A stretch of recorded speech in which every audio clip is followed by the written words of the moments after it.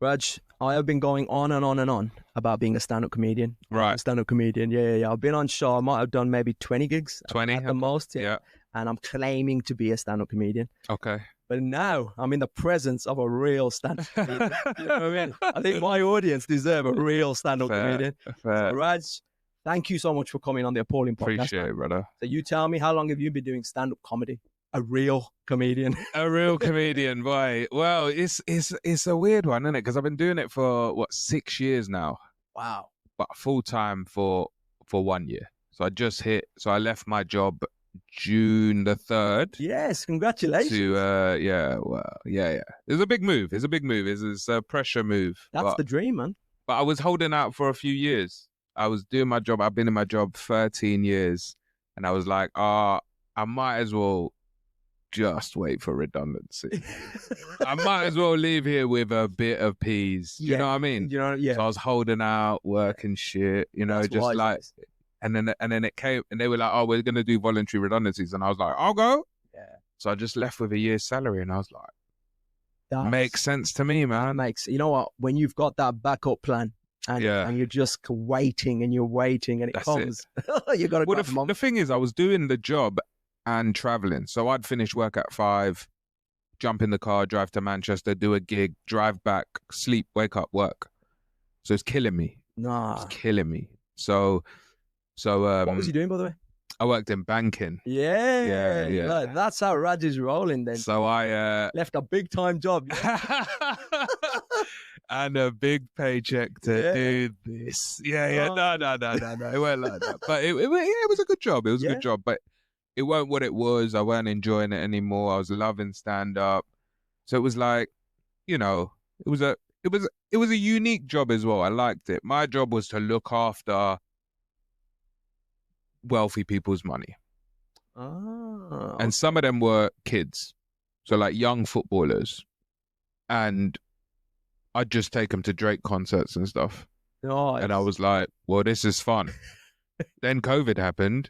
No more concerts. No more going to their houses. Everything on Zoom.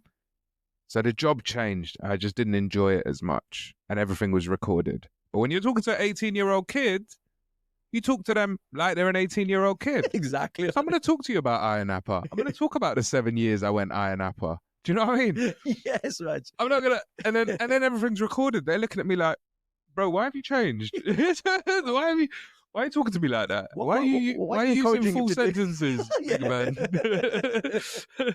So, you know what I mean? The job changed. So then I just done this, and then, I've been blessed in a sense. I do voiceovers. I do... voiceovers in like movies and that? Adverts. Adverts. Not so much move. Yeah, it's decent, man. It's decent for like 30 seconds. But yeah. Do you know what I mean? You're on air for 30 seconds. A mate of mine, he's an actor. Dave, shout out to Dave, man. Shout out Dave. David Rogers, I think his last name. David Rogers. Yeah, he's gonna know exactly who that is, because that's quite a unique name. Very David rare. Rogers. You're not gonna find another David Rogers. He actually invested in a booth. Yeah. And so he goes, if I don't have any acting work, I do just voiceover stuff. Yeah. So my agent sent me a bunch of stuff to buy to do it at home. Yeah. And I was like, listen, this is expensive. I'm not putting this tent in my living room. I'm just gonna put a bed sheet over my head. Listen, where there's always a way. There's the way, and then there's the Indian way. My brother, preach it. That's it. So you gotta just listen. Anything, and my mum will be like, we could do that, just slightly different. Yeah. Bed sheet sorted. Do you know what I mean? That's where I get it from. My mum's tired. When I got married, my marquee, the guys that set it up, they said we need to secure it to the grass. Yeah. It's gonna sit on the grass. My dad came, and the first thing he said was, well, how much extra is that going to be? And they were like, well, uncle, we're going to have to do this. We're going to do that. And he goes, no, don't worry about it. I'll sort it out. And I was like, yeah, Dad, this is a big part of the marquee. We've got to keep this fucker on the floor. Yeah. And he was like, don't worry, I got an idea. I swear to God, he got 6 bags of onions, the big barrels, and the big bags, threw them over the bars. So, first of all, the marquee stunk of onions. Yeah. It didn't move anywhere. It was stuck rock solid. He had just bags of onions everywhere on the bottoms of the bars. I was like, Dad, Did he have the onions or did he go and buy them? He went and bought them. And how much were the onions? I have no idea. But... And how much was the guy charging you? But we ate a lot of onions afterwards. Just bargies. Just bargies. Bargies everywhere, bro. Like you said, if there's a will, there's a way. Yeah, but... Yeah, the way is not necessarily the best way. Yeah, but see, I already had a bed sheet. I didn't need to buy 600 onions. So, actually, now that you say that, can you do voiceovers under a bed sheet? Yeah, it's just soundproofing, isn't it? Are you saying a bed sheet soundproof? I mean, it's all about what sound bounces off. Absorbent. Yeah. Ah, okay. So, yeah. That's actually with these. If you go into a shower and put a bed sheet over your head, a stand-up show, it's basically a booth, isn't it? It sounds like experience. Listen, did I have any clothes on or not? I'll let your imagination, if you're painting a picture in your mind, fully finish it.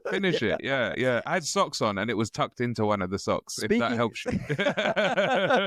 Speaking of you being naked, right. You have lost a lot of weight and a lot of size. My brother. Speaking of you being naked is how you started that. That's sweet. Right. Yeah. It's all about the transition. It's all about the segues. That's it. Man. There you go. How did you do that, man? How did I do that? So I left, like I said, I left my job on the 3rd of June, right? And listen, I'm not going to sit here and say I had a massive wake-up call. I should have, but I didn't. I was in New York a couple of years ago now, August, and we went to Coney Island, which is a massive old school theme park. Warriors. Sure. Yeah. You haven't seen the movie? What? Old school movie, man. The Warriors. Don't tell me you haven't seen The Warriors, Raj. The Warriors. The Warriors. Is that a wrestling movie? No, it's not a wrestling movie. You look like a guy who likes wrestling. No, you like wrestling, innit? Nah, but do you actually? Nah, I used to. I ain't gonna lie to you. Yeah. The Rock and Stone Cold era. That was. Oh yeah, that was my time. Yeah, NWA. We're all Asians are secret wrestling fans, man. Yeah. You know what I mean? So the Warriors is when a group of gangs from New York get together. All the gangs of New York. Yeah, Gangs of New York. I've seen that film. Bad film. Gang of Day-Lewis. Gangs. This is nothing like that. Right. Nothing like that acting. But in this, all the gangs get together. Might have been Gangs of America. I don't know. Yeah. They get together, and then one gang called the Warriors from Coney Island are there, and they have to get back to Coney Island. So they're somewhere else, and they have to get to Coney Island. And the whole film is based on them fighting through all the other gangs to get to Coney Island. Legendary film, bro. But it sounds like a shittest film. No, bro. You've not sold I did not, to me when I was saying it, I was like, why the fuck are you saying it like this? Yeah. So it's some sort of gang Olympics. Yes, it's a gang Olympics. It's gang Olympics. Okay. And why are they all in one place? Because they want to take over the country, and they believe that there's more gang members. The whole country headquarters is based in Coney Island. No, you've ruined the film now. Okay, yeah. I'm going to have to rewatch it and then come back and tell you about it. Yeah, okay. I'm going to watch it. Coney Island. Yeah. You go, Coney Island. So I was in Coney Island, and that should have been my wake-up call, because I went to this theme park and I bought a ticket for all the rides. I went in, and fat Americans were telling me I was too big for the ride. And that should have been my wake-up call. Oh, wow. But it really weren't. I was happy. And then the 3rd of June, I left my job, obviously. The 4th of June, I demolished my house inside, gutted it. Nice. Like, the floor was gone. Like, gutted it. To the point where if I ordered food, the street was at my chest. So delivery drivers would be looking down. Like, the bottom of the door's here. That's how much I gutted it, yeah? You intentionally gutted it? Yeah. Oh, shit, I didn't have a moment, bro. I thought it was so big, you just fucking collapsed that. No. Yeah. No, so I had builders in there doing all the work, right? And I lived in the garden. Yeah. Right? So I was living in the garden, 2 sofas put together. I had a sink, no shower, yeah? Way. So I got a toilet, a sink, and that's it, right? And they cut my water off earlier than I thought. So I was like, shit, now I got no water, got no toilet, got no shower. So I signed up to the gym. So I was like, oh, that's somewhere I can do all of these things, right? So then I decided I'm just going to start using the gym. I was paying so much money for it. So I was like, well, fuck it, I'll just train. And so what I did was I just did all the classes. I didn't know what I was doing. So I just went in, whatever was on. If I walked in and Zumba was on, it's Zumba day. These hips ain't lying. I'm shaking, bro. Legend. I'm going into Zumba. So I'll just do all the classes, and then I ended up being there every day. I think in a month, I probably missed 5 days. Oh my goodness. And then I lost, 40 kg in that year. So it's been a year since I joined. 40 kg in a year. Along with intermittent fasting, I'm on like 370. So I started intermittent fasting before I went to the gym. So I'm on something like 380 days of consecutive fasting. What about dieting? Are you looking at your diet and what? Oh, yeah. I weigh my food. I do all of that. I calculate my macros. I think all of that's important. But most times I'm just defending the fact that I haven't taken injections. Mate, I'm going to tell you straight, that is the least motivational fucking losing weight story I've ever heard, but it makes sense. Yeah. Do you know what I mean? Like all I'm envisioning is you're pissed off because you got no water. Yeah. You want to have a shower, shit and shave. Yeah. So you're going... Shave? Oh, yeah, definitely not shave. No shaving. So you walk into the gym and you're just trying to find the sink and you look right and you're like, oh, what's going on here? I'm paying for this. Let's check it out. Yeah. I mean, I'm there in the day as well. So it's just... Oh, that's brilliant. It's just upset housewives in there. I was like, well, I might as well chat to someone. I've never done a class. Yeah. Worth it then? I love a class, man. Yeah? So I do something called a Blaze class. Blaze class. Yeah, which is a David Lloyd branded thing, right? So it's 3 stations. You have 8. In my one, you have 8. Some have 10. You have a treadmill, a strength, and a boxing. Okay. And you start on any one of them. You pick where you start. So you do 3 minutes on one, then you move to 3 minutes on the other, then 3 minutes on the other, and you do 3 rounds of that. So you're doing 9 minutes of each. Like a 45-minute class. So in that 45 minutes, I burn 600 calories. Oh. So, and I wear a chest monitor and it's all on the screen. So you're held accountable in front of everyone. So it's sick for that. That's legit, that is. Yeah, for real. It's good. Because what I find the biggest problem with the gym is if you don't know what you're doing and when you're a newbie, you go in there, you're left by yourself, all this equipment, and you're just overwhelmed. Yeah, I've done a few mad things in there though. Yeah. Like some dumb shit. Like what? So obviously you got in the strength bit, you got your own bench. Yeah. And you got your weights all around the bench, right? So I've picked up these 2 weights, 20 kg, and we're doing sit-ups. Okay. We're doing sit-ups. So I've put the weights down, I'm doing sit-ups. I come back up and it's time for chest, right? So it's something called Tabata. So 20 seconds, 10-second rest, 20 seconds, right? So we've done 20 seconds of sit-ups, 10-second rest. I've picked up my weights to do chest now, and I've gone back, but I didn't realize that I was so far on the bench from when I was doing sit-ups. Oh. So as I've gone back with 20 kg in each hand, I've gone backward roll onto my neck, just come straight off. And I've just got up and I've carried, like, one person saw it out of 24 people in the class.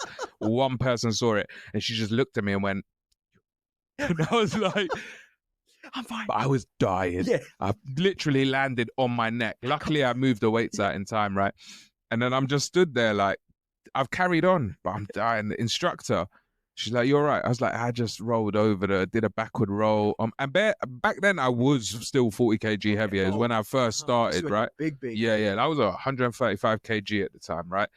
And she's gone, oh, yeah, no, and then she's pressed some sort of button in this class, and 15 people have run up with first aid kits Trying to get you on a stretcher. Just running up, and I'm like, well, I'm good. They make it. It's all going round. It's all going round the tannoy, whatever, the PA system, and it's a big. And I come down the stairs, and my boy who goes to that gym as well. He's the one that made me sign up to that gym.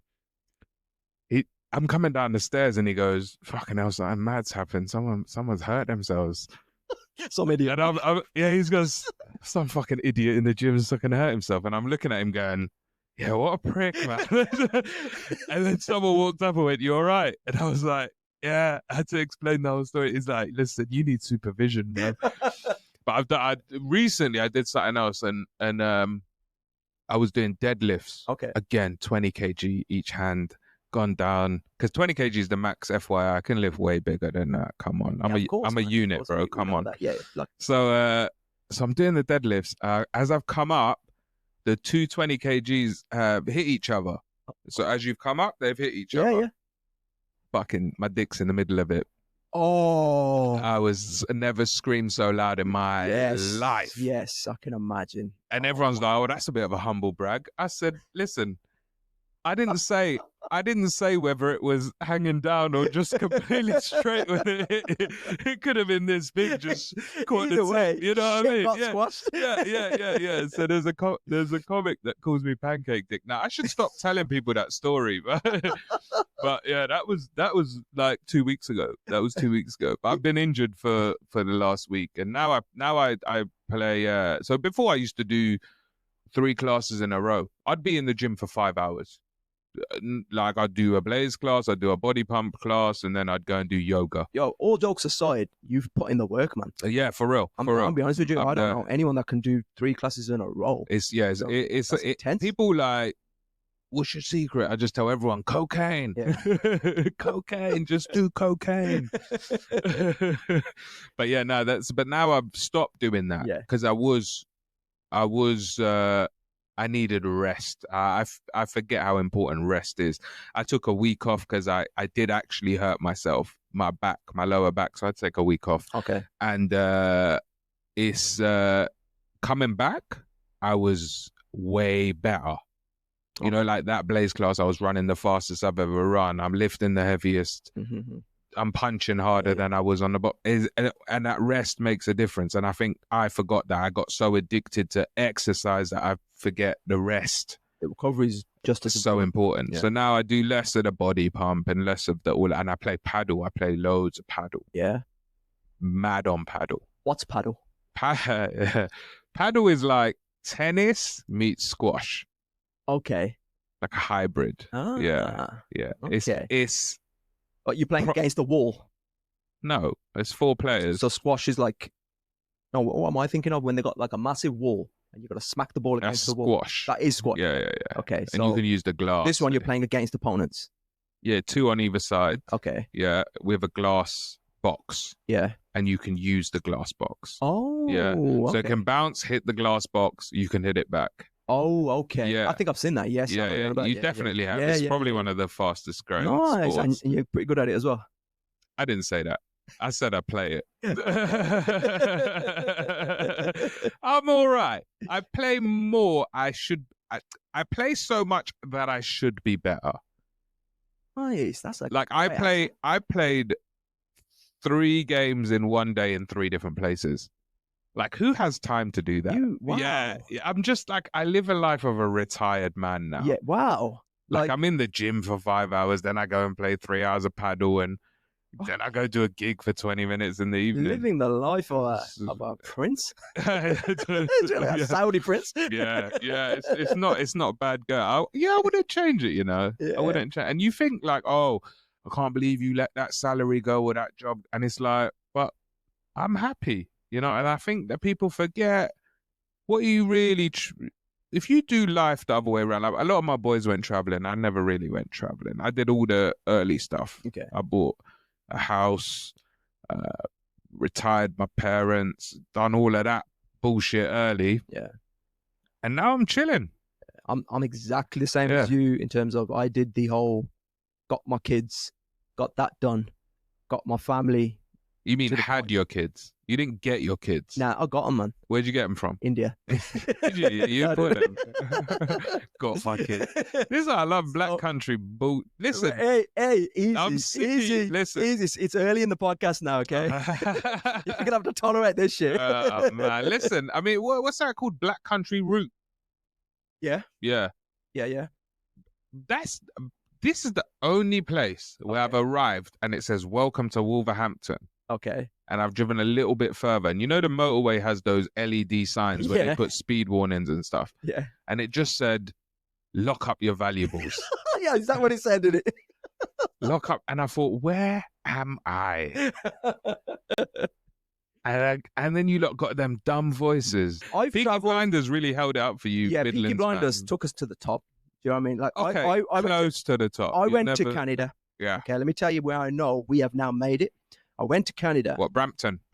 No, I went to Montreal. Is that posh, man? I don't know much about Canada. Yeah. Canada's great, man. Amazing, beautiful place. Went there. Before I went, I hadn't watched Peaky Blinders. Peaky Blinders wasn't a thing. Got there, and the accent was okay. People are like looking at our English accent a bit like, oh, that's interesting. Nothing else. Post Peaky Blinders, heads are turning. Bro. Yeah. People are like, oh, say that again. You know, that whole, That was the worst Canadian accent ever. Do it again. Say that again. That was like a Irish. Yeah.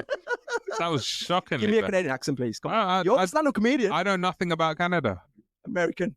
About. It's just a politer version of American accents, isn't it? Canadian. Yeah, I'm not an actor. I can't do accents. You don't do accents? No. Do you impersonations? No. No. We're professional. Oh. Were you going to tell me next? Props. You want me to bring props out? You a prop comic? No, I'm not, man. I'm not. Have you ever thought about doing anything like that? Props? Yeah. Nah. Would you say you was a prop? Now you've lost your size. Now. You fucking... Has it like changed your... You're getting a philosophical at me. You know what I mean? Because your joke, I'm sure I reckon I was funnier when I was bigger, you know? There we go. Yeah. I reckon I was funnier when I was bigger. Now I'm just a bit of a sex symbol. Yeah. It was just... And you know, before they were looking at me like, oh, there's a jolly fat guy. Now they're looking at me like, yeah, I'd take him home. Yeah. And that's the problem. It's a problem. I like that. The DMs have changed. Yes. The DMs have changed. I can see that problem. You know what I mean? Yeah, it's tough. It's tough. Mate, how do you survive? Honestly. Honest, and I've got to tell him, I'm like, listen, I've actually got 5 hours at the gym and 3 hours of paddle, so I'll squeeze you in somewhere. And then a gig, so it's really, you are just a booty call. You know, there's no space in and my you day. might have to wait because I'll have an injury. Yeah. I've actually got to wait for my flat penis to get bigger again. Yeah. So let's go stand up. How did that start, man? How did that start? How did you get into the world? You know what? I wanted to do it 4 years earlier than I actually started, and the truth is, I just did it.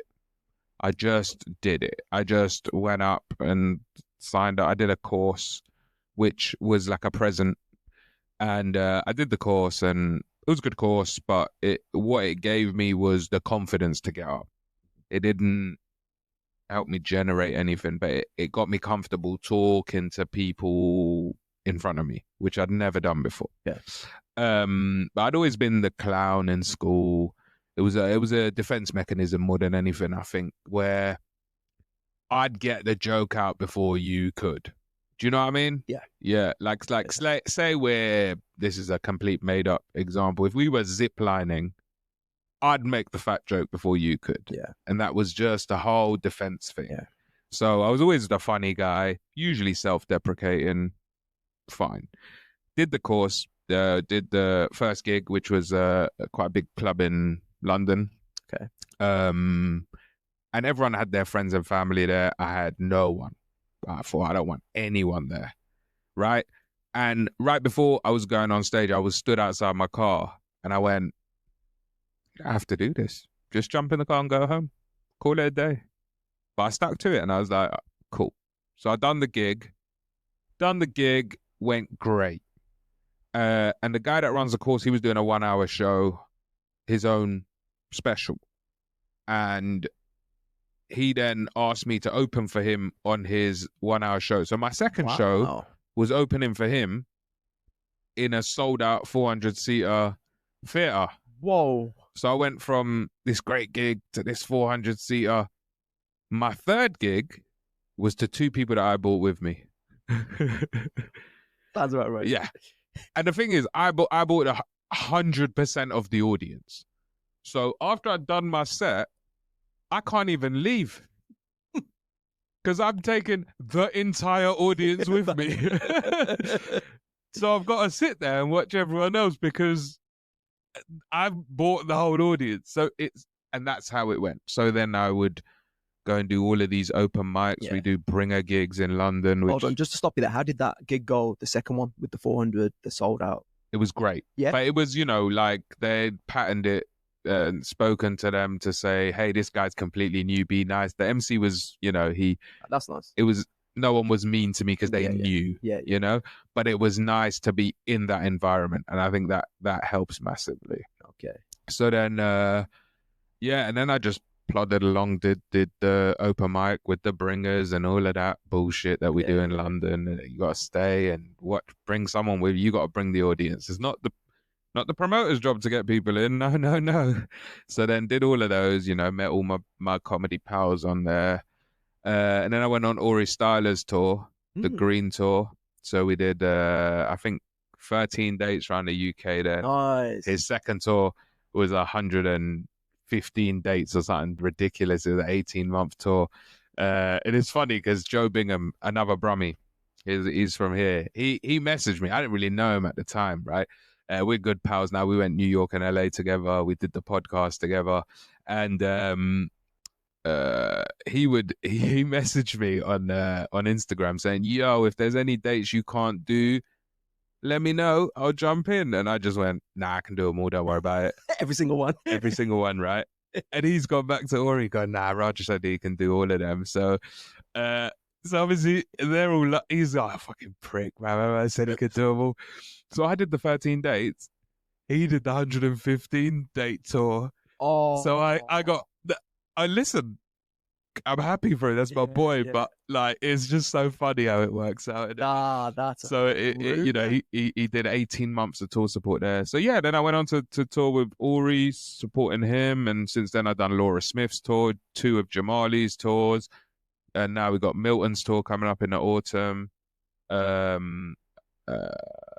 Yeah, Victoria. I've done loads of tour support. Josh Pugh, one of my favorite Coventry boy. Yeah. I did 2 of his tours. Yeah. Love Josh, man. He's one of my favorite people, man. I started on the course as well. I did a course here. James Cook, I don't know if you've heard of him. Did a course with him. Exact same thing with you. To the letter. I stood outside the place, keys in my hand. Yeah. Didn't bring a single person into the class, so I can relate to what you're talking about. I was like, no one knows I'm here. Shall I just leave? Yeah. No one's ever going to know about this. No, and the 4 people on this course, they ain't gonna care. So let's go. But stuck with it and did it as well. Yeah, good, man. So from your... Where was your first gig? Switches. I'm going to interview you. The Station. Have you heard of The Station? A legendary place called The Station in Kings Heath.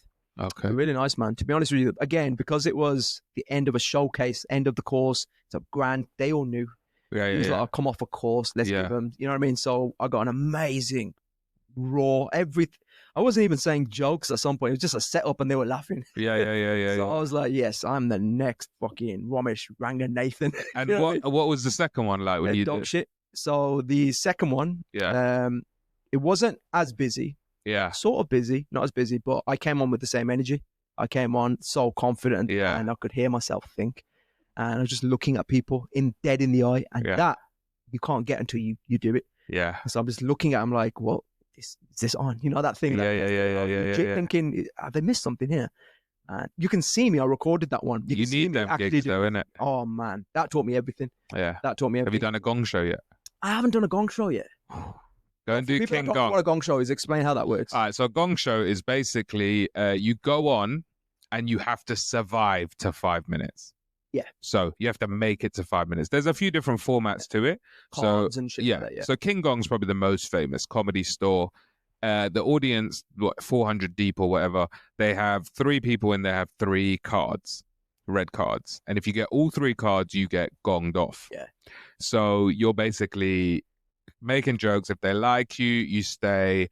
But even if one person doesn't like you, they might start shouting card, and then it spurs other people on, and that's one card, and it can be, it's brutal. Yeah, it's brutal. Yeah. And I probably did, I did King Gong way too early. Okay. Way too early. I did it maybe my 6th or 7th gig, which is ridiculous. Yeah. It shouldn't be done. But I beat it every time. I've done it 3 times. I beat it 3 times. Did it? I've never won it. I've never won the crown, but I've beat it I've never been gonged off. Yeah. Thankfully, on all of the gong shows I've done. No way. Yeah, but never won. I won Blackout. I did win Blackout once, but that's just too far from my house. I'd do it way more. Yeah. Because it's a good test for new material, right? You trying to survive. If you're doing new material, yeah. The thing is, like, is that more predominantly focused for one-liners, isn't it? No. Okay, so like I'd say less focus for storytellers. Punchy comics, yeah. You want the gag rate to be high, of course. Yeah. So even if you're telling a story, there should be bits. Yeah, keep the audience. It's not, if you're doing an 8-minute story with no punchlines, the final line has to be magic, killer. Yeah. But if you're doing a long story with loads of gags, then you'd survive it. I think. Yeah, See, that's what put me off. So I should be okay. I want you to do one, but because someone told me. Well, I don't know. I've never seen you. Yeah, you might be dog shit. I'm on TV, but everywhere you need to. Yeah, you on TV? You ain't watching the right TV, bro. That's the problem. You don't know what the Warriors is. I'm not surprised. Also, that probably speaks volumes about you if you think that's a good movie. The fucking Gang Olympics. I want you to go home and watch it and then tell me what you think of the Warriors. Is it on Netflix? It's on everything. Is it you? I'll check right now. You check right now. Okay, listen. I don't know if it's on Netflix. Yeah, but I'm gonna check right. I'm gonna check. It's called The Warriors. The Warriors. Right, The Warriors. Come on, Raj. Find The Warriors. Let's see what its IMDb rating is. Brother's 1979. Yeah. Brother. Come on. What sort of gangs are wearing waistcoats with no shirts? The real gangs. Brother. This is a gangster. Look at that. The gangster. This is a gangster. Yo, brother. You looking at this? Angel. His name's Angel. You know how gangster you got to be to pull off a name called Angel? Yeah. The score? Give me some numbers. What's the scores? 7.5. Hey. That's actually good for IMDb. I know it is. 88% and Rotten. Do I need to say any more, gentlemen? Honestly, you've actually... This is probably something I'd watch. It's okay. It's okay, gentlemen. What sort of gangs names are these? Swan, Ajax, Mercy, Luther, Vermin. Vermin. Would you want to fuck with someone called Vermin? Absolutely not. Cowboy. Cyrus. There you go. Cyrus. Policewoman. She's got a good name. Cleon. Wow. Orphan 1, yeah. You like a lot of movies. Do you watch a lot? I watch a lot of movies. Yeah. Give me your go-to movie. My go-to movie? What's a movie you can never get tired of? Ooh. Godfather. Yeah. Goodfellas. Nice. Something like that. Yeah. Something that gets me gassed. Like I want to just be gassed. I want to kill someone and sell drugs. Nice. I'm ready. I like that. Tap me in, coach. I'm ready. Yeah. Have you ever considered acting?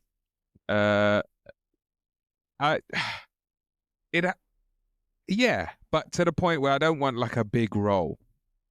Okay. I want to be the guy like... You don't want a big role? Nah. I'm not a trained actor. I don't know what I'm doing, really. I want that, I walk in...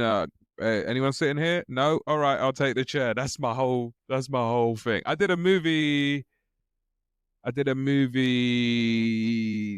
a year and a half ago. It's not come out yet, but I don't even know how much I can say about it. But I'm Pizza Thug 1.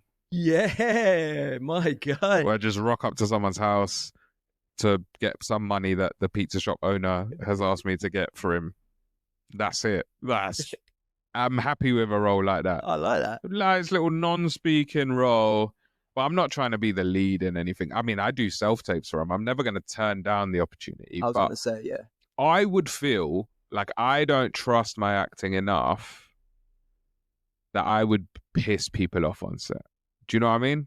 Okay. But I'm probably wrong. So I reckon I could do anything that's close to what I'm actually like. Then I'd be fine. So you'll be better with just portraying yourself. Yeah. Someone similar to me. Yeah. And that's the whole way I got an agent, actually. It's funny. I was doing a set just after COVID, and there was a woman in the audience, and she come up to me after, and she's like, I think you'd be a really good actor as someone who's similar to you. And I was like, sick. Thanks. Thanks. And she was like, who's your agent? And I was like, I don't have one. Yeah. She's like, send me your video. She obviously speaks to a bunch of agents.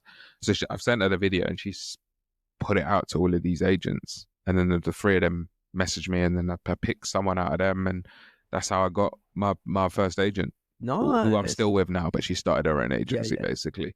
So yeah, I would like to act.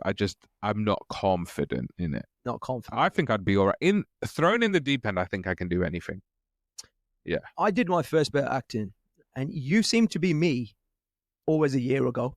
So I done the exact, I was a thug. I'm you a year ago. Yeah, you always seem to get there just before me. Yeah. So I did the exact same thing just recently. And I was a thug. Yeah. I have some tights on my head. Tights on your head, yeah. What colour? Black. Black, okay. Yeah. Bit see-through, bit transparent. Yeah. Nice. You can see my silhouette of my nose and my eyes. Yeah. Very scary, very intimidating. So I did a thug role. Right. Okay.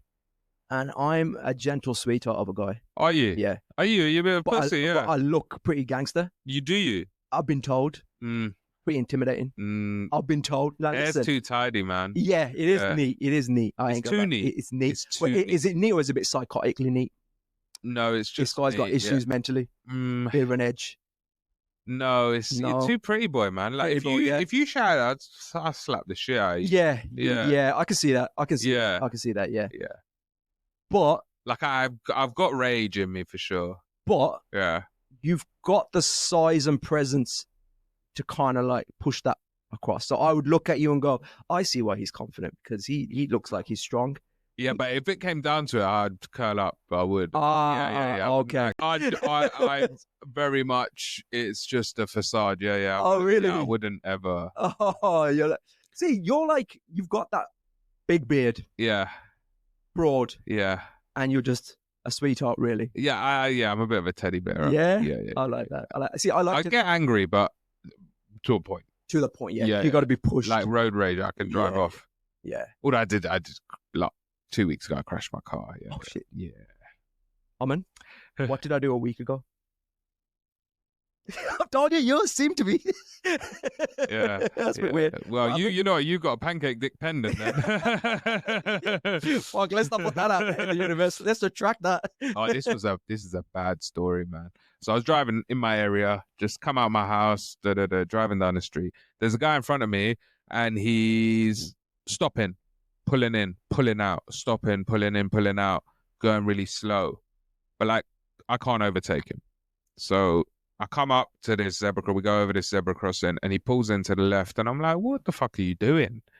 And he just goes, oh, fuck off.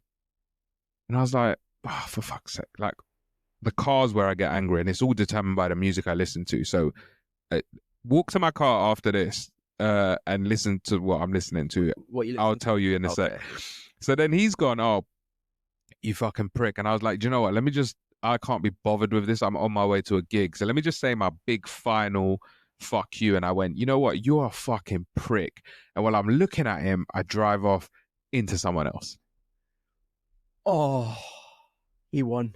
He won. Yeah. Did you look back at him? I did not look at him again. You can't. I can't. He won. And I just think, how many people has he told that story to? He's dining out on that story. Yeah. He went to sleep like this. Yeah.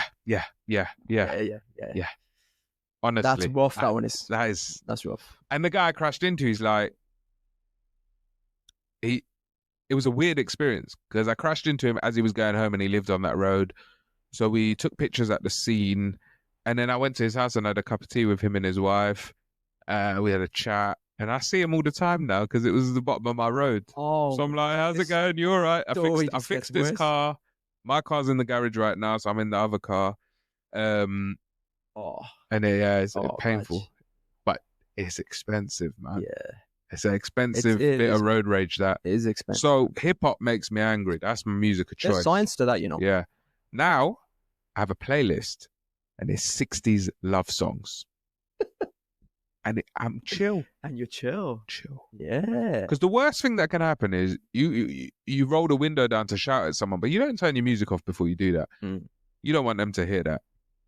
You've already lost the battle at that point. Yeah. The second is, if it goes too far and they pull you out your car, you don't want to get beat up to that soundtrack. You don't want to. You don't want to be my baby, be my baby while he's punching you in my face. Terrible, You don't want that. So I'm just calm. No, I'm in cruise control 99% of the time. You may have single-handedly solved the problem of road rage. Yeah, 100%. I like that. 60s love songs. I'll send you the playlist. That's beautiful. You crashed your car. So what's the next for you? What have I done? You gonna start a paddle? You gonna start playing? Maybe. Paddle? I think that's probably next for me. Yeah.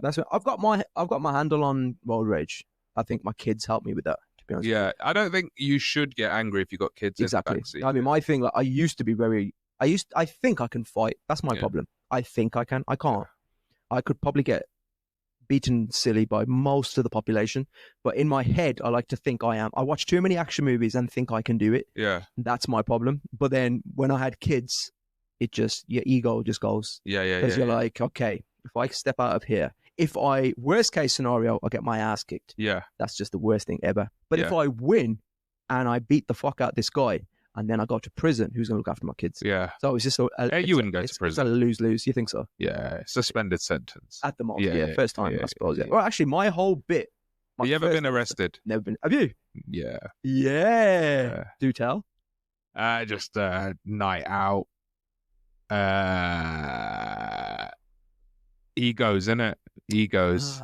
So yeah, just swung on a guy, missed him, got arrested. Didn't even connect. Really? Yeah. So what did you get arrested for? He's a little bitch, actually. Why is he snitching like that? And he didn't even get hit? Well, the thing is, no, there's rules, man. You can't snitch if you didn't get hit. Yeah, I didn't connect. And the thing is, I clocked that feds might be coming. So I left the scene and I started walking towards the bus stop. And I was on the phone to my boy and he goes, oh, do you know what? Jump into someone's front garden and just hide behind bin. The best advice ever. Yeah. But as he's telling me that, the police pull up and I went, well, I'm not hard to find. I'm wearing pink trousers right now. Wow. Yeah. Pink trousers and a blazer. How old are you? 37? 37. Yeah. You must have been in the Chino. No, never. Chino boat shoe era. I hated that era. Yeah, but you was there. You was around it. I stuck out my guns. I couldn't do it. What did you wear? Jeans. Skinny jeans, though. I hate skinny jeans. You had skinny jeans for sure. Never skinny jeans. What? I've always. You can't have that haircut. No, listen. I've always had these. You know the big baggy jeans, man. Just baggy jeans. Normal baggy jeans. Yeah. I can't be doing. Just your shit's too compact and closed, and that's not good for you, man. It's not good for you down below, man. So you were in chinos with a blazer, pink chinos. But what color blazer? They were like a coral. Oh, with a navy. That must be a London thing. We call it around here. We call that pink, mate. Yeah. Salmon. Oh, salmon. With a navy blazer. Oh, yeah. White t-shirt, white shirt. Oh, I'm sorry. That's tucked in. Tucked in. Nice. With the navy and brown boat shoes. Oh, no socks. You was no socks. Out to impress. Yeah, and then I went Camden. That sounded like I was in Mayfair, innit? It did. I was in Camden. Yeah. Oh, what a waste. What a waste. What a waste. What a waste. And then we grow up. I mean, I just wear black now. Yeah. Everything black. Yeah. I mean, everything black. I've never been a big guy. Yeah. I've started getting a dad bod. Yeah. Stomach. How old are your kids? Oof, you're going to get me in trouble now. Fucking. 7, 5, and newborn. So, newborn. She's going to be 1 soon. So she's still. Oh, you're stressed, bro. Oh, mate. You think I'm doing a podcast because I want to talk to you? I'm here to get away the fuck from them. This is my break from family. What, 7, 5? Yeah, your missus loves maternity leave. Yes. She ain't trying to work again, bro. Do you have any kids yourself? No? Nah, bro. No One kids. Day? I don't know, man. I think it's overrated. Yeah, a little bit. Ask me, I'll tell you. It's like, think about. I like to just do what I want. Do you know what I mean? For 3 hours. Like I woke up at like 4 a.m. and I've gone, I'm 30 minutes from Luton Airport. I just went to Switzerland. So I'll go to Switzerland. Wow. And I landed in Switzerland. I think I caught the 6 a.m. flight. So I landed there probably 8-ish. I don't know. Solo. Wow. 8 a.m. I sat at Lake Geneva. I looked at the lake for a bit, chilled. Had a breakfast, had a coffee, people watch. That's one of my favorite things to do. And then we call that stalking here. Nah. I don't know them. They walk past me and they're gone. And then I went to a club and partied till 4 a.m. Yeah. And then went to the airport and came home. Oh, what a dream that was. That just sounds. And you think I could do that with kids? No, you can't. I'm telling you now, you can't. Yeah, I can't do that now because of my age, but but. That's the type of shit I want to be. You can if you want to. Yeah, I just wouldn't do it in 24 hours. I'd do way longer and plan shit now. Yeah. Where is the best place you've ever done a gig? Oh, good question. There's a few, man. I like some cities in general. So like I love Glee Birmingham. That's one of my favorite rooms. Newcastle, The Stand. I'm there next week, which is nice. Love Newcastle. Glasgow, also love Glasgow. Best gig I ever done. Best room? Yeah. The O2. Wow. Indigo O2. Okay.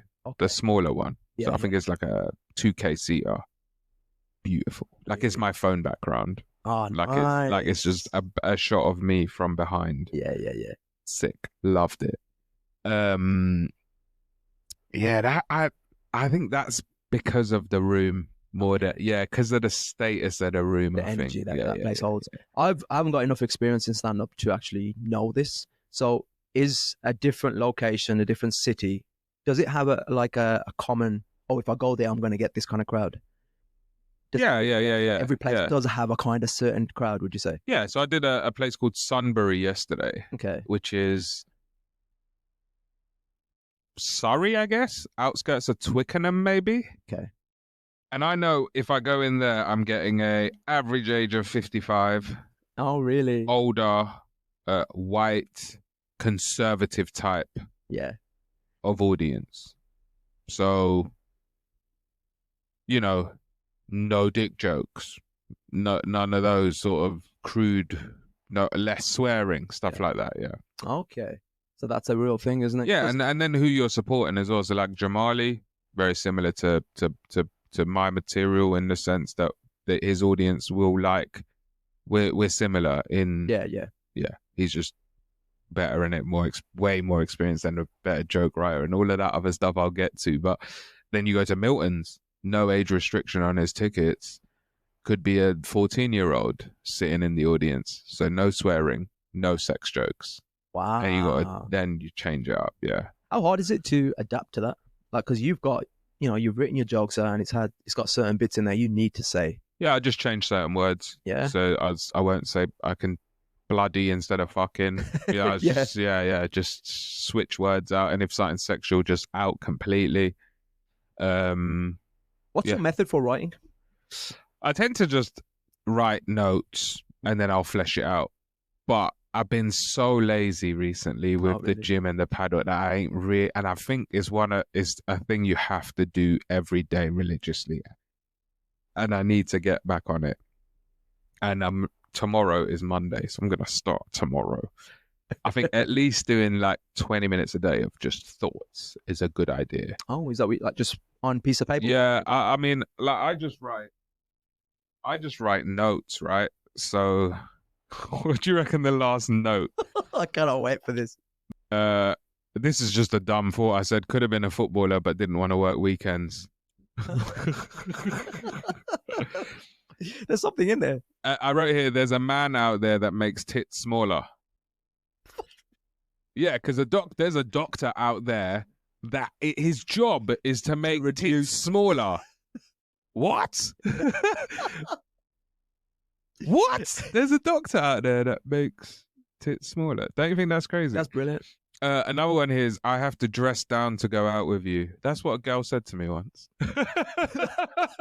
Oh, really? Yeah. So, yeah. Okay, so when you've got a joke, you're going to go up and flesh it out on stage. Yeah. How do you know I that? tend to write it word for word. Oh, you do? That's what I was going to ask. Yeah. And then memorize it and go on stage and do it that way, yeah? No, I will write it word for word how I think it would be written, but I don't write in the voice that I speak. Okay. So I will write a joke, full form, read it, then try my best to follow that as a guideline on stage. I'll go on stage with just a bullet point or a series of bullet points. Okay. If like the story's got loads of bits, just markers to be like, so I remember. I'll record that on a voice recording. Then I'll listen to the voice recording while I read what I wrote to see how far away I was from what I wrote. Nice. Yeah. And then that's my natural voice. Whereas I write in my eloquent voice, I guess, where I don't speak like that. Do you know what I mean? Nice. When I speak, I don't have commas and apostrophes. Do you know what I mean? Like, that's brilliant. Yeah. But like I said, I've been lazy on the writing, and it's not a good thing because I'm bored of what I'm saying now. So I need to work. I need to stop paddling. I need to stop gymming or less gymming. Yeah, don't stop. Less. Or just mix it up a bit and focus. And the other thing that messed me up with writing was COVID, because where I used to write my jokes was now where I did my job. Yeah. So my mind wouldn't I'd think about finance while I'm there, and it messed me up in the writing sense. And then you go out to write, but you bump into someone. So now you're like, oh, now I can't even go to my local coffee shop because Jerry from school's walking past. Yeah. Now you're sat with him having a coffee. And then you're like, all right, now I got to go out of the ends. But I also like sitting with people. Yeah. Oh, like socializing. Yeah. But you go with something you're thinking about and you just bounce ideas. Someone will, even when I come off stage, someone will give me a topper. Like, there's a joke I do where I'm like, I went to India for a wedding. Okay. The thing is, they didn't tell me it was mine. Right? That used to be the joke. Yeah. And then someone, when I was at a gig, said, oh, why don't you add? And you thought I was upset. She was devastated. Nice. Someone gave me that. That was nice. And so it's just toppers. Yeah. And you get that from sitting with someone, or someone see, oh, why don't you add that on? Or they'll see you do a bit and they'll be like, oh, why don't you call back this bit? Mm-hmm. And it just ties in. I love that. I love when someone does that, you kind of like appreciate them so much. I've had that where someone's told me to not say something, and it's made the joke so much better. Really? Yeah. Word economy is important as well. So important. You just take the thing with word economy is what you can do is you could say, right, you write a joke. Yeah. Count how many words there are. Say there's 200 words in that joke. Be like, oh, let me try write that in 175. Let me try write that in 150. Let me try write that in 100. And then it's the shortest form of that joke. Yeah. Because then you've cut all the fat off that completely. It's so important. What value does each word have? Yeah. It's like, I didn't learn that in stand-up. I learned that in editing. Yeah. Because you want to put up a reel, you've got to turn someone's 15-minute rant into just 3 minutes. Sometimes a minute and a half. And it's literally taking the best bits and like, can this story still make sense if I take this bit out? And I've started doing that with my writing. I mean, this is never going to make a reel. This is only interesting to me and you. Yeah, so true. He's swiping on Tinder. Are you single? Yeah. You dating? Talking? Yeah. What, like introduced by family, or where'd you meet her? Instagram, a little DM slide. I like it. One's a little dark horse over here. Right. Send me a handle, bro. Let's test her loyalty. Should we test it right now? No, sure. You'll get used to a stand-up comedian. Look at that. I show her my farmer's tan. Hey. So like now you've gone and done like massive gigs. You've done like what, 400 seaters, 2K seaters. Yeah. Festivals. What are you aiming for next? What's the big one? So the next step logically is probably Edinburgh, doing a debut. I was going to do it this year, but with Jamali's tour and then Milton's, it was just too much to put it all together. So I'll probably do it next year, but I'm going up for one day this year. Yeah. So I'll do one work in progress. And then doing Edinburgh, and then, something off the back of that, whether it be a tour or whatever, would be my next sort of step. Who do you look up to? Comedians? Oh, there's so many, man. But I grew up watching Americans. Same. Yeah. So, me and my boys, we'd all get around. Like, YouTube was just sort of it probably was around, but it was like at its growing stage. Adolescence, yeah. And, we'd sit and watch Kevin Hart. But like that sort of stuff doesn't really make me laugh anymore. But like old Dave Chappelle, the sketches with the crackheads, and I love all of that. Patrice. Yeah, but even like someone like Ori, who I done tour support for, the Garage Gun Fingers, we watched that as a group.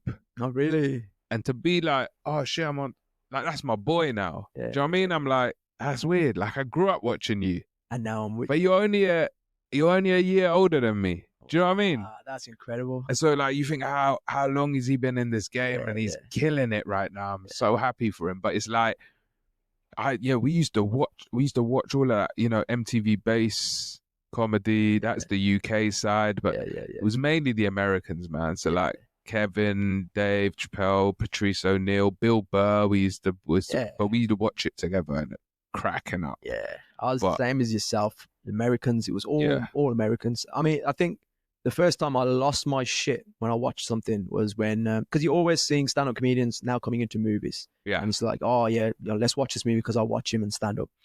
But the first time I was actually like fucking, I couldn't get enough of it was when I watched Guz Khan. Yeah. Yo, this geezer is Guz Khan. Yeah, I've grown up watching Guz. He's probably just a little bit older than me anyway, but like yourself. So I was watching him, and then someone put a movie on and they didn't tell me they were going to put it on. And I'm just sitting there and I heard his voice and I was like, that's not Guz, is it? When I seen him on there, this is a Zack Snyder movie. Yeah. Something Thieves. I can't remember what the movie was called. Yeah. Yo, to see him Gang on of there. Thieves, is it? That's what it was. And I was like, I couldn't be more happy for him because I was like, yo, I love Guz, this is man. our boy, man. Love you know what I mean? He's now made it to that big platform and he ain't changed himself. Yeah. You know, I mean, he's still him. Like if you watch, like some Guz look at his is tweets. one of the nicest. Have you met him? Yeah. I went to his Hammersmith Apollo show. Yeah. Yo, he's at the Apollo. Yeah. So we was there and we went up to the after party bit in the bar, and there's all these corporate people around that talking to him, and he just looked over it like it was me, a guy called Musin and Farhan.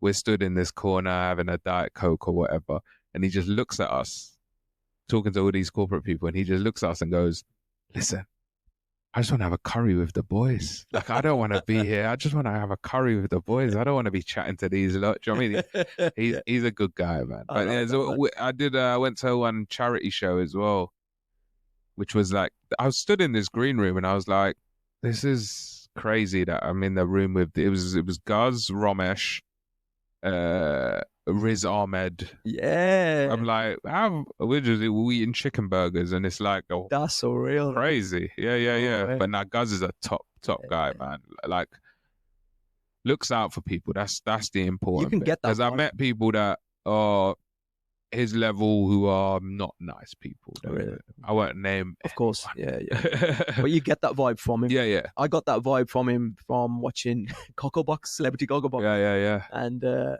I knew he was coming on, so I was excited. Oh, let's see what's Guz's house and setup going to be like. Yeah. And he's saying a gumble. Yeah. I made my day. I was like, yes, Guz. Was he not with Jamali? Might have been. Big beard. Yeah. You're right. Yeah. I was like, they did that together. Yeah. That's bad, man. That's it. Lovely guy, though, man. He's one of yours, isn't it? Covboy. Yeah, man. There's that misconception about comedians that people think, we're funny all the time. Like you guys, it's just going to be the parties where you're at. Yeah. And I said this on the last episode, and I went in like, you're at the stage where you're probably going to green rooms and things. Yeah. I'm open mic nights. I'm just going to wherever the audience is sitting, just next to them somewhere. Yeah. And the guy said to me, he goes, yeah, put your name down and just stand with the other comedians. I was like, all right, safe. Put my name down. I went to go in. I'm looking around and I seen just people pissing themselves laughing, having a great time. And I seen some moody fuckers on the side. I was like, that's where the comedians are.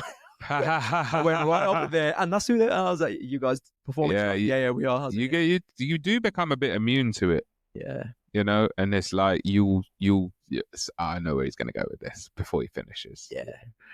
But yeah, I mean, now I think I can sit and appreciate what someone does. I might not physically laugh, but I can enjoy it without. But if you make me laugh, that's you've done something. Yeah. Because I've seen so much comedy now. Yeah, I can imagine. Because even if I'm closing a show or middle, I'm there from the start. I like to know who's been spoken to, everything. But yeah, I stay to the end as well sometimes. Because it's like, I ain't got shit all else to do. Might as well stay and watch. Yeah. And so if you can make me laugh. Do you remember your worst gig? Oh, fuck yeah, man. You don't forget your worst gig, bro. I want to ask you yours after as well, because you're 20 in, and if you got a worst, bro, Indian restaurant opening in Wembley. Opening night. Okay. Why are you doing comedy at a fucking restaurant? Anyway, I rocked up. First act's gone on. Survived. I've gone on. The food's come out. I'm just talking. Not a single prick is listening to me. Yeah. I can hear people asking about rice. And I'm so new. I'm just carrying on. Powering through. To the point where when my jokes aren't landing, I'm commentating on what's happening and what I did. I'm like, oh, what I did with that joke is yeah. Nah, really? I'm David Attenboroughing my own jokes. Not one person is looking at me. And it's like, I'm here to do my contractual time. So I'm going to do it. Yeah. And I'm just carrying on. Then I go into the crowd. This woman looked at me like I just took a shit in her rice. Yeah. And I thought, no one wants. And then the closing act went on. But by this point, everyone's eating.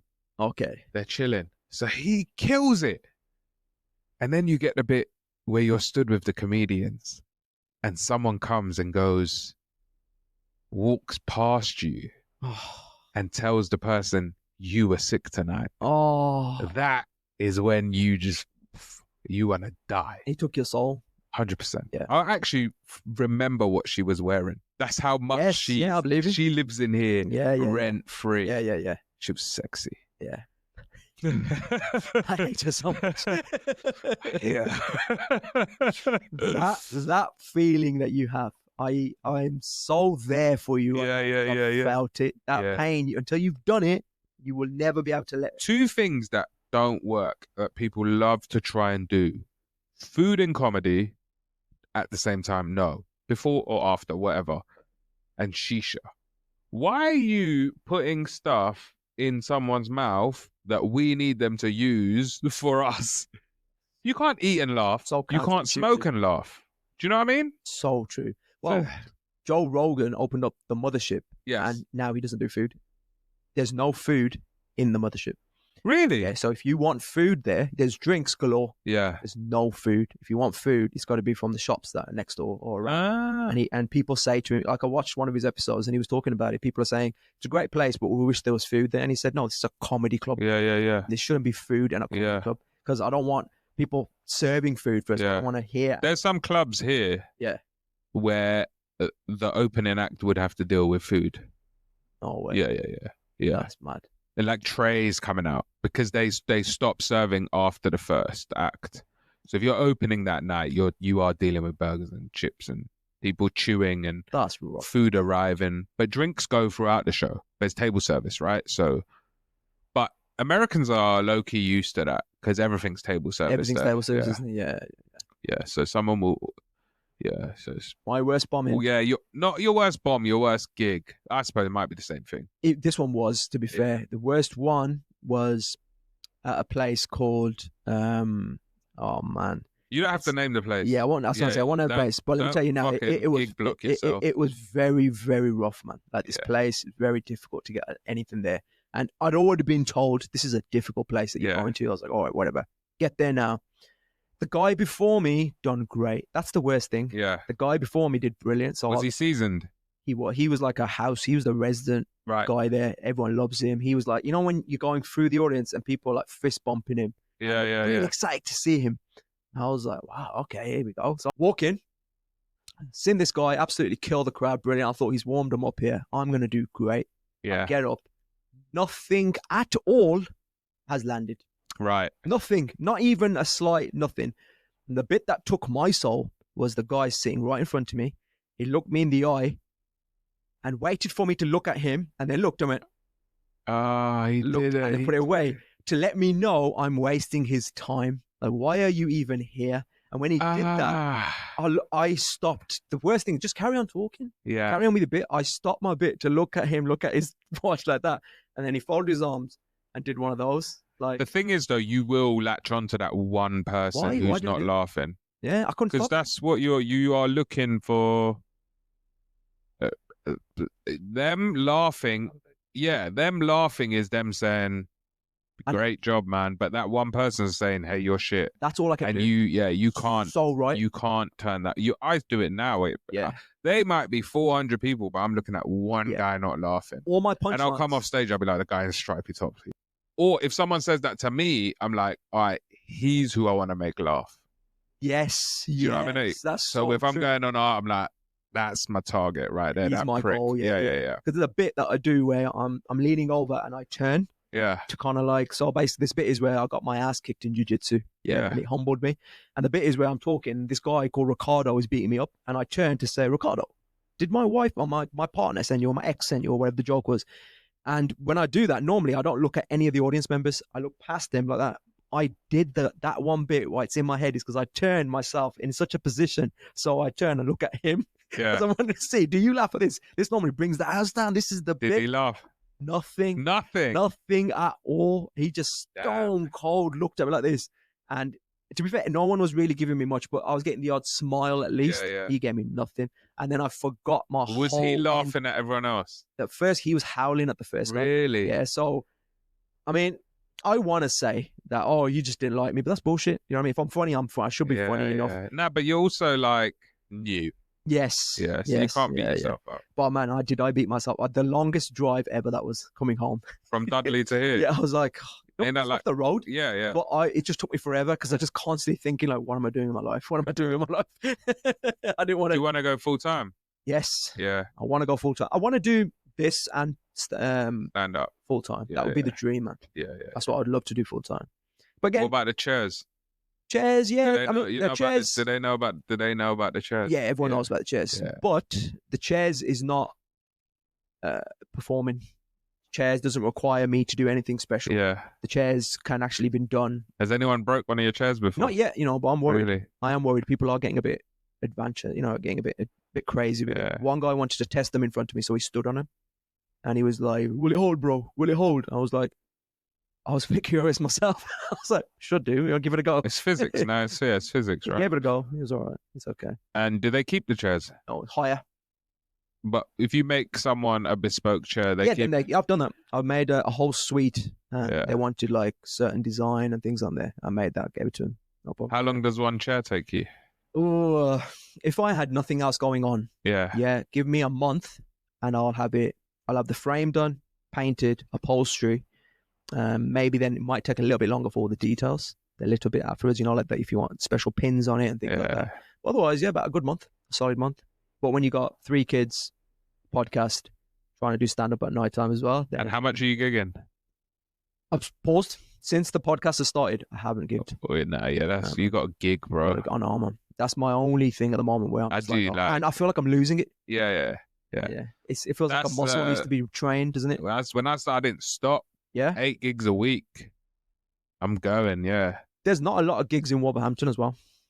You do have to travel. Yeah, you got to travel, man.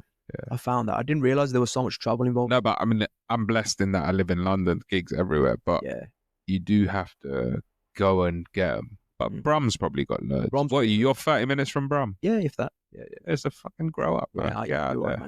You know what? I love how I've switched it. I'm interviewing you now. Yeah, I know. Yeah. I feel like we should just switch seats as well. Yeah. What now? Why can't I interview from here? We won't switch seats. What advice would you get my feet out? What advice would you give me? Yeah. For someone that's 20 gigs in? Best advice. Keep going and keep gigging, man. Yeah. And do what I don't do, which is write every day. Okay. Even if it's bullshit. Just write, yeah. Just something down. Okay. You'll find your best method. That's for you to work out. But yeah, just touch the pad once a day. Okay. Cause what I forget, right, is this is my job. You know what I mean? And I should really have office hours in my head where I'm like, right, I gotta write. But it's difficult to go, oh, I write at 3 p.m. every day. It's like therapy. I don't understand it, man. Like, I understand therapy. Don't get me wrong. But to be like, 3 p.m. on a Monday, that's when I got to talk about my feelings. Well, what if I don't want to? Do you know what I mean? Yeah. It's like, I got to talk about my feelings at 3 p.m. on a Monday. Yeah. Do you know what I mean? It's like, what if I'm not feeling funny at that time? But that's why I say write anything. Even if it's bullshit. It's your thoughts. Just get used to, that's where I'm bad. But then, I've been focused on other things. Yeah. And then the tour, it was like autopilot, man. Yeah. Like I was just knew that I had this amount of gigs coming, 20 minutes. And I just took my foot off and I was gymming. I was gymming around the country, bro. On that tour, I stayed gymming. Wow. So dedication. That's the beauty of that membership is that I can go anywhere. So I've been to Newcastle, Liverpool. I've been to all of them. I played walking football with some Everton fans in Liverpool. And it's just like, you just meet all these people. That's the fun bit. But it's the writing has taken a backseat, and I'm pissed about it because I'm bored of what I'm saying. So I need to. So tomorrow, it has to happen. Monday, it's on. One of the beautiful gym women that she gave me a nice little Dior notepad. Okay. You got a gym with these gilfs and milfs, man. I'm telling you, they'll spoil you, bro. They'll spoil you. You know, when you first started comedy, stand-up comedy, like, is that your style still the same, or have you evolved and found a different niche? I was very self-deprecating at the start. Okay. I've kind of stopped that now. Yeah. I have the odd little one that I throw in, but it's a status thing. What happened was, like, because someone could be high status on stage, people like them, or low status, you could probably get away with being self-deprecating. I'd say someone says I'm high status, but I think I'm a bit in the middle. Okay. But when I was doing self-deprecating stuff, people would just go, you never want to, you know? People in the audience would. Yeah. Okay. Yeah. So I stopped doing all of that. Yeah. But there's still a little ones that I throw in. Like, you could argue that the clip I just put up where the guy's like, he's looking at me like, what the fuck did you used to look like? You could argue that's self-deprecating. Yeah, a little bit, yeah. But it's, you know. Yeah. That's the only sort of thing I'd throw in. Yeah. But it's off the back of me saying, hey, look what I did. Do you see what I'm saying? Yeah. So it's like... Okay. Yeah. So I started off quite self-deprecating, and now I'm less. I try to win in every scenario. Yeah. Or people want me to win. That's the bit. And then you're 20 gigs in, but you'll work out your persona and all of that comes with time. Your voice, all of that comes with time. So I have no concept of any of that, right? I know that these things are gigging and keep writing. Yeah, like I feel like it'll come. You'll work it out. Yeah. Okay. Because I feel like whenever I do new stuff, I'm trying to do it in a certain way. Well, you're doing new stuff still? No, I'm trying to write new material and just trying to, like, get a good, like, block of stuff in. But I don't know how to stray away. What are you doing? 5s or 10s at the moment? 5s and 10s. 5s and 10s. Yeah, see, that's the thing. That's the beauty of being up here. Okay. You start doing 10s and 20s way before someone in London. Yeah. Do you know what I mean? Because there's like less demand here. Yeah. You get the bigger gigs quicker. Okay. But when you're 20 gigs in, don't maybe focus on generating new stuff. Try take your 5 and grow it. Okay. You know what I mean? Yeah. That's how I got from 5 to 15, was just growing what I had. So not a separate 5 and stick it together instead? Well, no, you could. Okay, yeah. You might find an absolute gem in a new 5, but there's nothing wrong with growing what you have. Yeah. Like completely dissecting it and be like, well, what could I do with this bit? Yeah. Yeah, that's another option. So you're still moving that muscle, you know? Like, I like that. Do you find watching other comedians influences your stand-up comedy? Back in the day, no. Yeah. No, I think I have my style now, which is the sort of laid back, chill dude. Yeah. Who, you know, might walk the line a little bit, you know, of taking the piss. Do you do any political stuff in your comedy? Stay away from that intentionally? Yeah, I just don't think I know enough. Yeah. You know? Yeah. If I'm saying something political, I'd like to be armed with all of the knowledge, because someone out there might pull me up on it right there and then. Yeah. So I'm like, well, I'd rather just not get involved. That's wise. Speaking of which, how do you deal with hecklers? I don't really get heckled too much, man. Okay. But like, can you remember a bad heckle? Yeah, but it weren't at me, really. Okay. He was getting kicked out of the venue and he was just shouting. So they called me a fat cunt, but I had nothing wrong. So I was just looked at him and I went, well, you better have a 6-pack, motherfucker. Do you know what I mean? Because if you can't call me fat, if you ain't got a 6-pack. Yeah. Anything that isn't a 6-pack isn't acceptable. But by the time he could say anything, he got kicked out already. Yeah. Like he was already getting dragged out. But I watched him from the start of the show. He caught my eye before I'd been on stage. Okay. Because he was spilling drinks. He was doing all of this nonsense. Yeah. So he'd been spoken to like 3-4 times before they kicked him out. Really? But it's funny because his wife then complained, saying that he was racially profiled because he was white. Oh. And the security wear body cams. Yeah. So they just sent her the footage. Yeah. She never replied. Yep. It was just a whole clip of him going, "Do you know who I am? Do you know who I am?" And it's like, yeah, you bought the ticket in your name, big man. We know your name, but we don't care who you are. Yeah, exactly. Like, so yeah, I think, I love it that she tried to pull the race card and they were like, well, here's the footage. Yeah, you're a prick. And you know what? She did nothing wrong. She was just associated with him. They're probably perfect for each other if she thought that was the way to deal with it. I was amazed when I found out Jimmy Carr, actually, when he does that little segment and he always says, fill your boots. Yeah. How about it? Give it to me. I didn't realize that's not off the cuff for him. Yeah. Obviously it is because he doesn't know what they're going to say, but he actually goes away. As we write material, he's writing things for heckles. Yeah. That's amazing. Yeah. I had no idea he had like just a plethora of just jokes for comebacks. Yeah. And that I didn't, maybe I'm being so naive, I didn't realize that that's what you got to do if you know you're going to get heckled. Also, a lot of it's an experience thing. Yeah. People would say the same shit to him all the time. What are they going to talk about? His hair, his plastic surgery, his tax evasion, his mum. Yeah. People like to say that to him. He's heard it all before. Yeah. You know what I mean? But yeah, he would sit and go, let me do. Someone might shout something out here. Someone might shout something out here. And you could cater to that. Yeah. If you say something controversial, think about what someone might shout to you in that moment. In advance, yeah. Yeah, because some people just hear words and it triggers them. A hot word, yeah. Even though you're not saying anything against those people, you might say something about trans, but you're not saying anything negative. Yeah. But they hear trans, someone's off. Do you know what I mean? Because remember, a lot of these people are intoxicated, so they just hear words, right? Yeah. And that's it. They're off.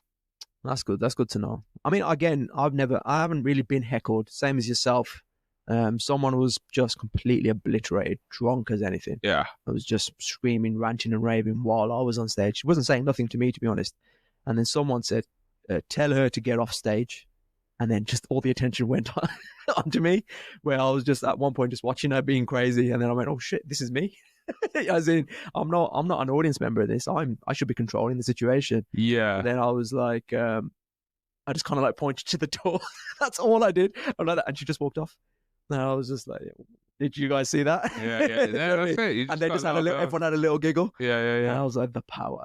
Yeah, just stupid stuff. But I realized it's off the cuff.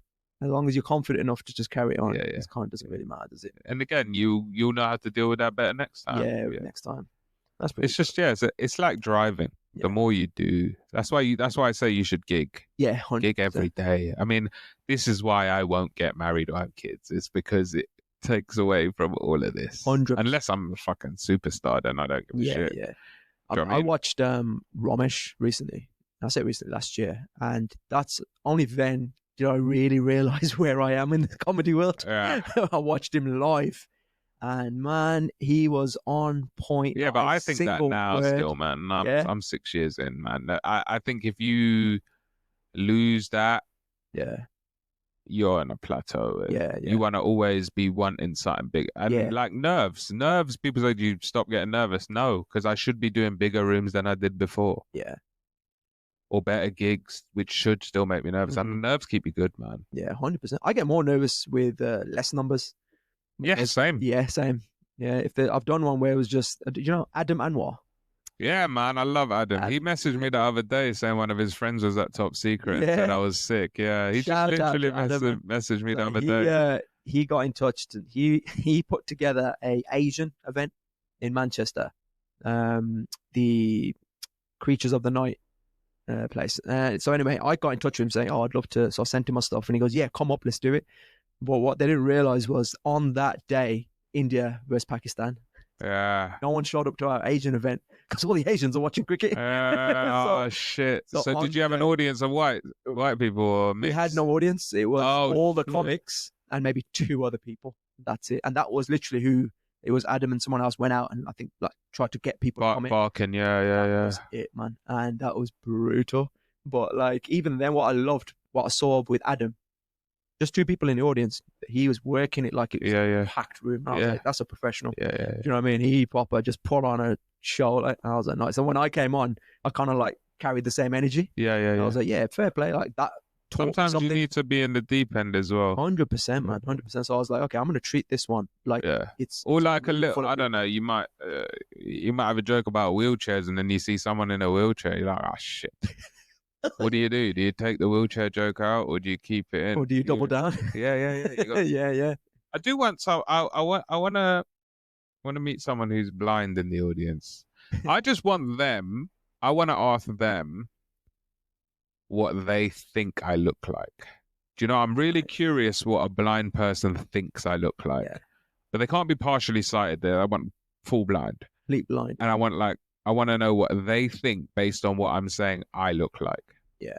Just curious. I'm curious. I suppose they don't need to be in the audience, but I could just ask a blind person. Yeah, you could. Based on my voice, what do you think I sound like? What do you think I sound like? But I think maybe if they heard what I was saying and stuff, I'd just be curious. I've been curious about the one where people are blind and they can't hear.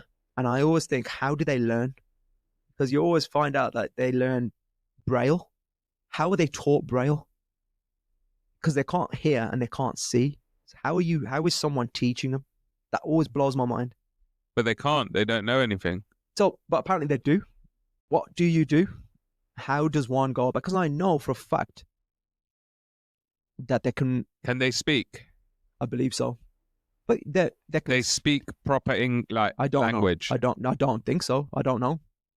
I've never gone deep enough to find out. Because deaf, you can now. You can implant that. Yeah. But does that amplify sound? If you're completely deaf and it's shut off. Do you think there's people that are completely deaf and completely blind? I think so, I think so. Which is, imagine it's just darkness, I would imagine. It's just hell. But I'm pretty sure that is a thing. Anything?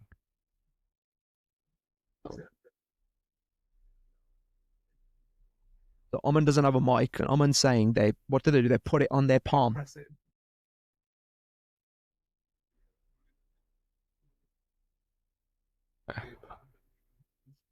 Yeah, but then you put a pattern on someone's hand, yeah?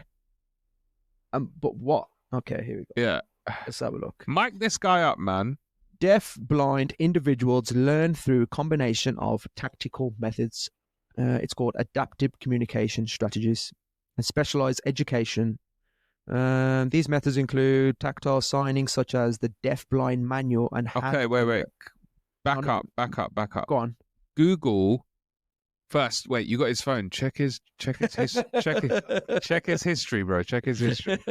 Check his history, bro. For me. Come on, bro. Okay. The panic. Type in, can someone who's deaf and blind speak? Can someone? This might be a dumb question, but I don't actually know. Deaf and blind speak. Because how do they learn their language? Many people who are deaf and blind can talk and can hear clear speech. Doesn't that defy being deaf? This is because you probably learned to talk before your sight and hearing deteriorates. I'm talking about someone born deaf and blind. If you're born, Google that then, innit? Come on, man. We're learning. Right. Yes, individuals who are born deaf and blind can potentially learn to speak, although it requires significant effort and specialized training. Right. That's incredible, guys. Yeah, I think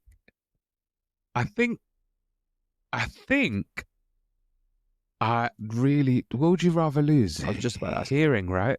Yeah, because I want to be able to see. Yeah. Yeah, I think you could probably learn more visually. Yeah. I would assume. I don't know. Is it true? You know, I do these questions every day on Instagram, right? Do you really? Would you rather? Yeah, every day. No Monday way. to Friday, yeah. They're fucked up as well. Forgive How me. long have you been married? 2017. Okay, so you want me to do maths? Yeah, okay, please. because you can't remember. don't mind. I've got to do this. Yeah. What's that? Come on, you're the banker. 5 and 3, innit? Come on. 8 years, There yeah. we go.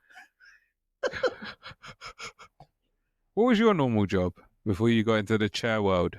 I'm still have a normal job. Do you know your chairs are? Yeah. Have you thought about diversifying?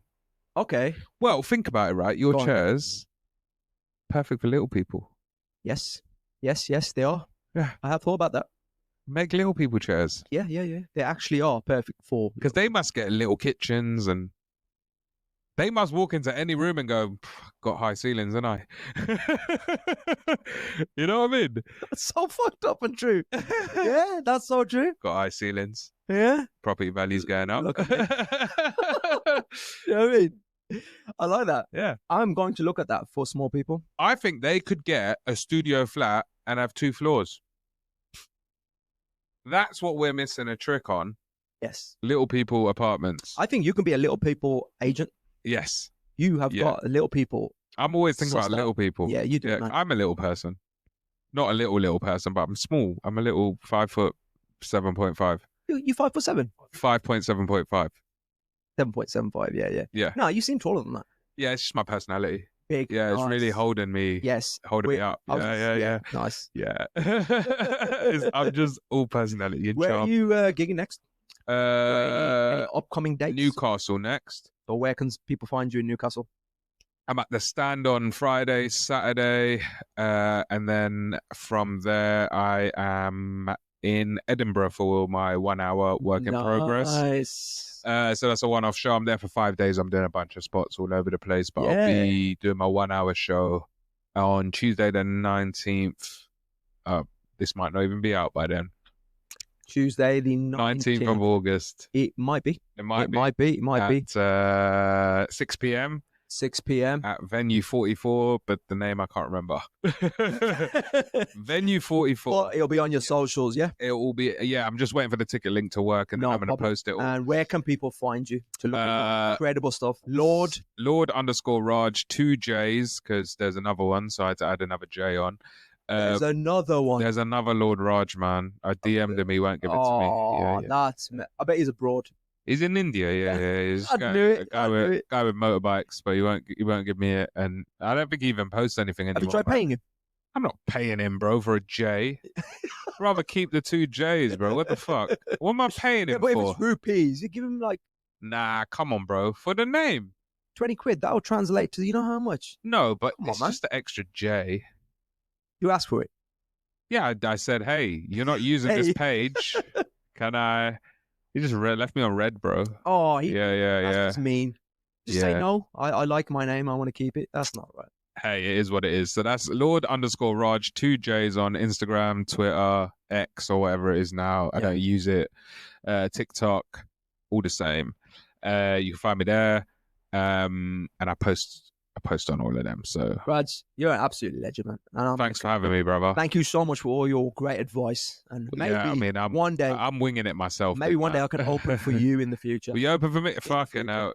Listen, I might be opening for you. Bro. Who knows, man? Who knows? Who knows? So Raj, thank you so much. Appreciate you, brother. Thank you, man. Take care.